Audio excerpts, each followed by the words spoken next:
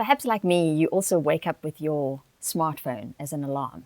And maybe you've had a day where it buzzes and you're like, I can't believe it's that time already.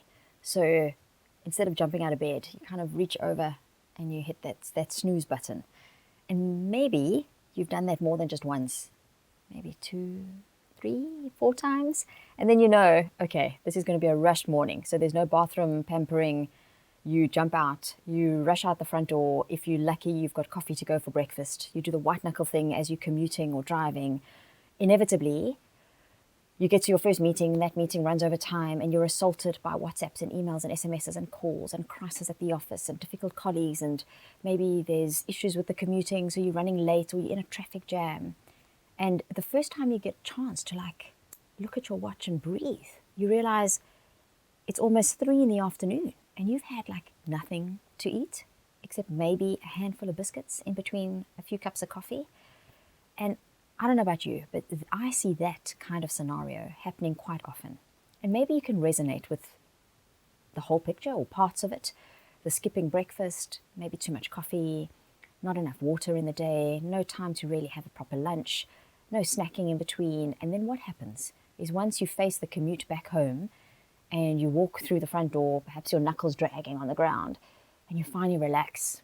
Maybe you have a glass of wine, which becomes 2 or 3, and then you end up eating your biggest meal quite late in the day, just before you're about to go to bed and sleep. I see that a lot. And if you think about traveling somewhere on a long trip, so last week I was driving up from Cowley to Manchester, and it was a really long journey. And in fact, somebody had told me it would take 2 hours. But unfortunately, because of the roadworks along the way, just outside of Birmingham, it took me 4.5 hours.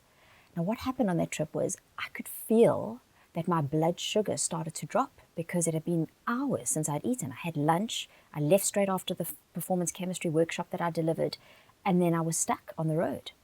But fortunately, I was able to have what I call a strategic snack, because in the car with me, I had some dried fruit that I'd bought at the grocery store the day before and some flavored seeds. Granted, it's not the most exciting meal to have, but better to have that.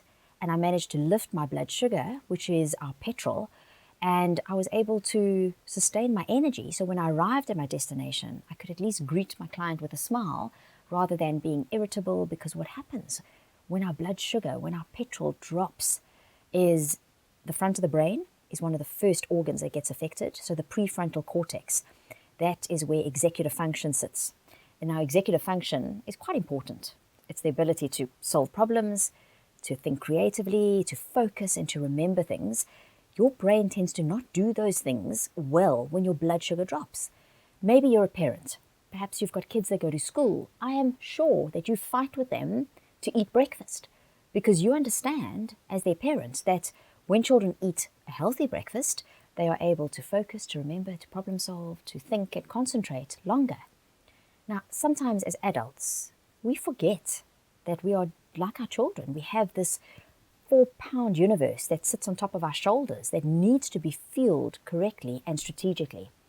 So thinking about how you feel and how you balance your blood sugar, your glucose, is really important.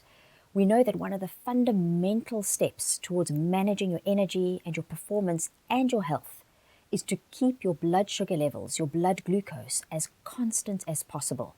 Because when there's a lot of fluctuation, so when you skip meals or when you eat and drink the wrong things, or when you only have a big meal late in the day just before you're going to go to bed, that is not going to keep your blood glucose balanced.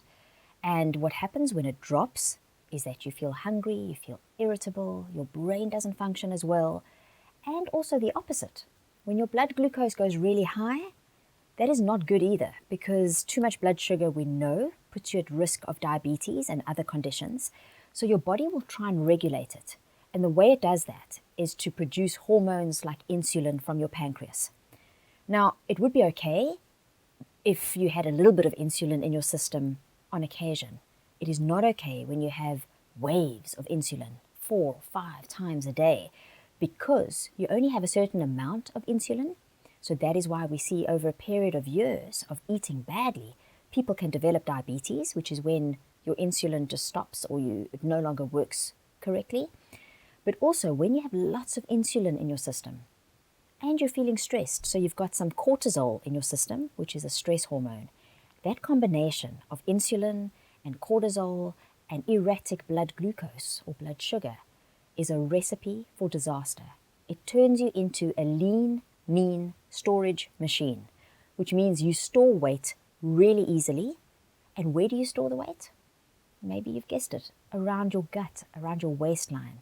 And we know that if you're carrying extra weight around your waist, that it puts you at a much higher risk of diabetes, heart disease, hypertension, and other lifestyle diseases. So strategic refueling is about understanding how you need to try and keep your blood glucose, your petrol tank, within quite constant mode. So not too low, not too high. And in the next video, we're going to take a look at exactly how you can make strategic refueling practical and how to choose the right kind of things to make sure that you're having strategic snacks to help balance your blood glucose with all the benefits that come with that.